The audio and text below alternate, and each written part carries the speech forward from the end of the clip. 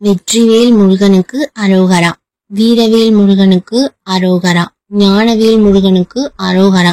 இந்த மாதிரி நம்ம முருகர் கோயில்ல அரோகரா இல்லாம வழிபாடு கிடையவே கிடையாதுங்க. அப்படி என்னதான் இருக்கு இந்த அரோகராங்கிற கோஷம்? இந்த அரோகராங்கிற கோஷம் எப்படி வந்தது? யார் இதை கொண்டு வந்தாங்க? இதோட பொருள் என்ன?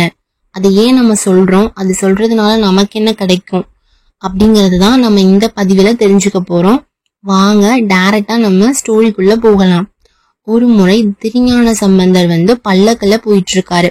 அவர் ரொம்ப வயசானவர். அந்த காலத்துல பயணத்துக்குலாம் அந்த பல்லக்கு தான் யூஸ் பண்ணுவாங்க. 4 பக்கமும் அவரை மனிதர்கள்லாம் தூக்கிட்டு போறாங்க. அப்ப என்ன பண்றாங்கன்னா, அவங்க ரொம்ப களைப்பு தெரியாம இருக்கிறதுக்காக ஏலேலோ ஏலேலோ அப்படின்னு கத்திட்டே போறாங்க. இப்ப திருஞான சம்பந்தர் ஏன் இப்படி கத்துறீங்கன்னு கேக்குறாரு. அப்ப அவங்க சொல்றாங்க, களைப்பு தெரியாம இருக்கிறதுக்காக நாங்க இப்படி கத்துறோம், அந்த மாதிரி பாடிட்டே போறோம் அப்படின்னு சொல்றாங்க. இப்ப திருஞான சம்பந்தர் யோசிக்கிறாரு, இப்படி அர்த்தமே இல்லாத ஒரு வார்த்தையை சொல்றதுக்கு பதிலா அர்த்தமுள்ள ஒரு வார்த்தையை சொன்னீங்கன்னா உங்களுக்கு புண்ணியம் சேரும், இறை அருளும் கிடைக்கும் அப்படின்னு சொல்றாரு. அப்ப அதுக்கு ஏலேலோ ஏலேலோன்னு சொல்றதுக்கு பதிலா நீங்க அர ஹரோ ஹரா அப்படின்னு சொல்லிட்டே வாங்க அப்படின்னு சொல்றாரு. இந்த அர ஹரோ ஹரா அப்படிங்கறதான் பின்னால அரோஹரா அப்படின்னு மருவி வந்திருக்கு. இப்ப இந்த அர ஹரோ ஹரா அப்படிங்கிறது என்ன பொருள் அப்படிங்கறத பார்த்தோம்னா, இறைவா எங்கள் துன்பங்களை நீக்கி நற்கதியை வழங்கி அருள் செய் அப்படிங்கறதுதான் இதோட உண்மையான பொருள். அர் அப்படின்னா சிவப்புன்னு அர்த்தம். அதாவது சிவந்த மீனை உடையவன், சிவந்த முகத்தை உடையவன் அப்படின்ற மாதிரி பொருள் வரும். அது நம்மளுடைய முருகப்பெருமானை தான் குறிக்குது.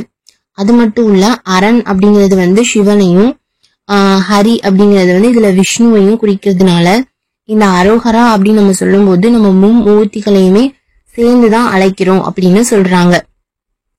முருகர் அப்படின்றவர் சிவபெருமானுடைய நெற்றிக்கண்ணன் தோன்றியவர் இல்லையா? ஆனா நம்ம முருகா அப்படின்ற வார்த்தைக்குள்ளேயே நம்மளுடைய சிவன், பிரம்மா, விஷ்ணு இவங்க 3 பேருமே இருக்காங்க.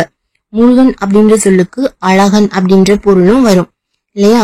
இதனாலதான் அரோகரா அப்படின்ற கோஷம் வந்திருக்கு. இந்த அரோகரா கோஷத்தை திருஞான சம்பந்தர் தொடங்கி வச்சாலும் காலப்போக்குல மனிதர்கள் அதை மறந்துடுறாங்க. அதுக்கப்புறமா என்ன ஆகுது அப்படின்னா, ஒரு இனத்தை சேர்ந்தவங்க, கௌமாரம் அப்படின்ற ஒரு இனத்தை சேர்ந்தவங்க முருகப்பெருமான முதன்மை கடவுளா வழங்குறவங்க.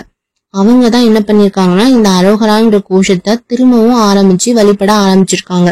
அதுக்கப்புறம் தான் எல்லாருமே என்ன பண்றாங்கன்னா, தொடர்ந்து முருக வழிபாட்டுல இந்த அரோகரா அப்படின்ற கோஷத்தை கொண்டு வந்திருக்காங்க.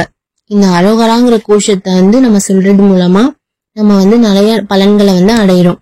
இறைவா எங்கள் துன்பங்களை நீக்கி எங்களுக்கு நற்கதியை வழங்கி அருள் செய் அப்படிங்கறதான் இந்த அரோகராங்கிற கோஷத்தோட பொருள். இனிமே கோஷம் இந்த அர்த்தம் தெரிஞ்சு நீங்க அரோகரான்னு சொல்றப்ப உங்களுக்கு எல்லா நன்மைகளுமே கிடைக்கும் அப்படின்னு நான் நம்புறேன். இந்த பதிவு உங்களுக்கு பயனுள்ளதா இருக்கும் அப்படின்னு நான் நம்புறேன். இந்த பதிவு பிடிச்சிருந்ததுன்னா கண்டிப்பா லைக் பண்ணுங்க.